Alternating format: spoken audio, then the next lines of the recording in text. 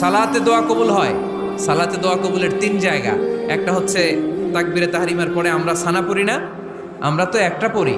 আল্লাহর হাবিব সুন্নাহ এবং নফল নামাজে আরো পড়তেন সানা, ওই দোয়া কবুল হয়। 2 নম্বর জায়গা সালাতে সেজদায় পড়ে দোয়া করলে কবুল হয়।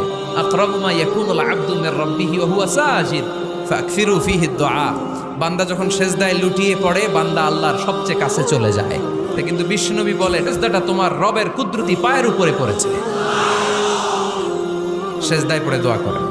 সালাম ফিরানোর আগে বিশ্বনবী দোয়া করতেন, লা ইউসাল্লিমান্না আহাদুকুম হাত্তা ইয়াতাআওয়াযা মিন আরবা'a। আল্লাহর হাবিব বললেন, 4 জিনিস থেকে পানাহ না আছে আমার কোন উম্মত যেন সালাম না ফিরায়। তারা যেন পড়ে, আল্লাহুম্মা ইন্নী আউযু বিকা মিন আযাবিল কবর, আউযু বিকা মিন আযাবি জাহান্নাম, আউযু বিকা মিন ফিতনাতিল মাহইয়া ওয়াল মামাত, আউযু বিকা মিন ফিতনাতিল মাসিহিদ দাজ্জাল। আল্লাহ কবরের আযাব থেকে বাঁচাও, আল্লাহ জাহান্নামের আগুন থেকে বাঁচাও, আল্লাহ জীবন